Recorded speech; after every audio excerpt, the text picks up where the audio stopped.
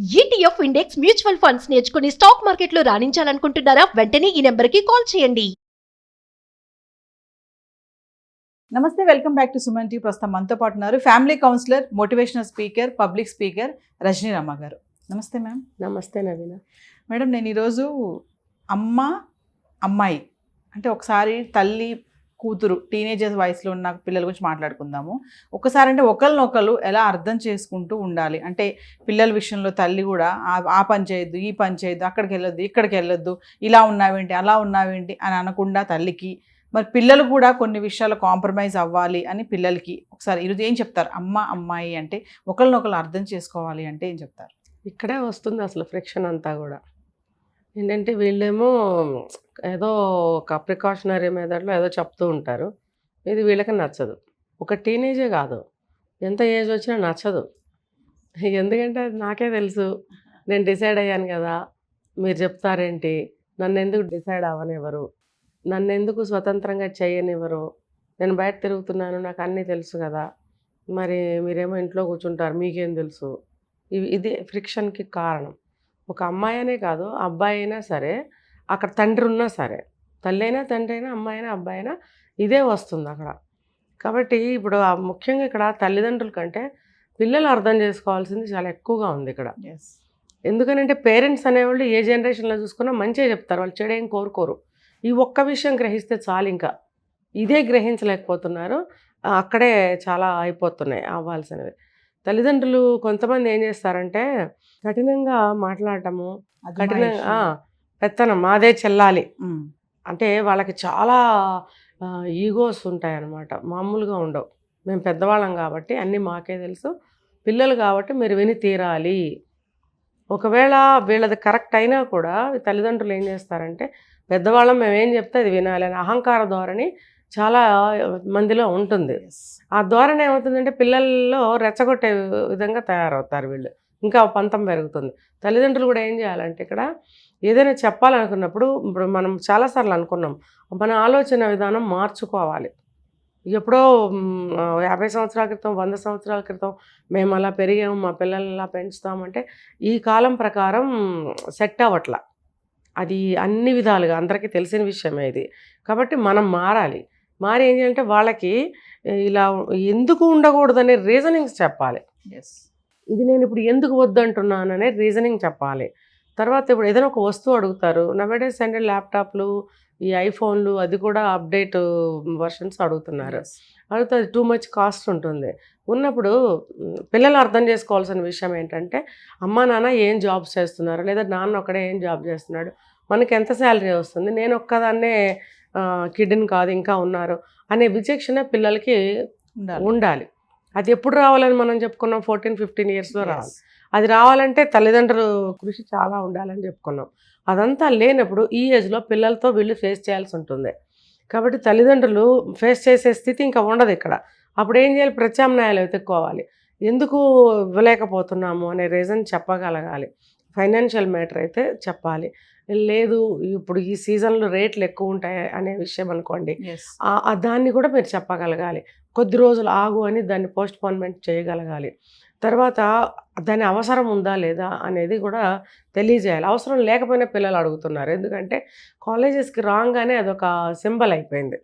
అది దేనికి symbol? Prestige. వాళ్ళకి కాలేజీలో ప్రెస్టేజ్ ఏంటి, నలుగురిలో వాళ్ళకుంది, మనకు లేదు.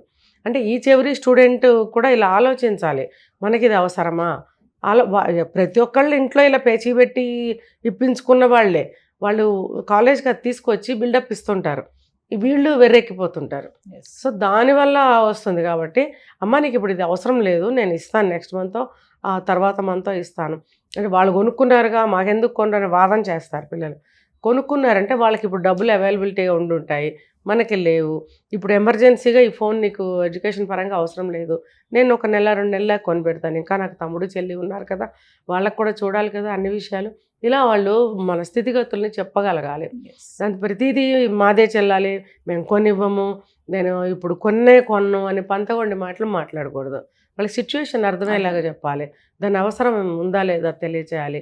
ఇంకా చెప్పాలంటే నువ్వు ఇంటికి పెద్ద పిల్లవైతే పెద్ద పిల్ల, లేకపోతే ముందు ఒక అబ్బాయి ఉండే అమ్మాయి అయితే నువ్వు అమ్మాయి ఏంటి నువ్వు ఎందుకు అర్థం చేసుకో, అలా కూర్చోబెట్టి మంచిగా మాట్లాడాలి. ఇంకా మనం ఇంకో విషయం కూడా చాలాసార్లు చెప్పుకున్నాం, చిన్నప్పటి నుంచి షేరింగ్ విధానం. Sharing, yes. షేరింగ్ అంటే ఏంటి, ఒక వస్తువు షేర్ చేసుకోవడం కాదు, ఇంట్లో కష్ట సుఖాలు, బాధ్యతలు చిన్నప్పటి నుంచి వాళ్ళకి షేర్ చేయాలి. చేసినట్టయితే ఈ స్థితి రాదు. ఇప్పుడు వచ్చింది, కనీసం ఇప్పటి నుంచైనా ఇంటి స్థితిగతుల్ని షేర్ చేసుకునే విధానాన్ని వాళ్ళకి అలవాటు చేయగలిగితే వాళ్ళు అంత మారం చేయరు. ఇంకా అమ్మాయిలు కూడా ఏంటంటే తల్లిదండ్రులు మన వెల్విషర్స్ కాబట్టి మనకంతా మంచే చెప్తారు, మనకి మంచి జరగాలని చెప్తారు, మనం జాగ్రత్తగా ఉండాలని చెప్తారు అనే విషయాన్ని బాగా అర్థం చేసుకోగలగాలి. మన మీద ఏం కోపంపగా ఏమి ఉండవు కదా తల్లిదండ్రులకి, అన్నీ ఇస్తున్నారు, ఇది మాత్రం ఎందుకు ఇవ్వరు, కొంచెం టైం తీసుకోవాలి అని అంటున్నారు కాబట్టి ఆ టైం మనం కూడా ఇద్దాం. పేరెంట్స్ కూడా పిల్లలకి ఏ విషయంలోనైనా ఆ టైం గ్యాప్ ఇవ్వాలి. అలాగే పిల్లలు కూడా తొందర పెట్టకూడదు.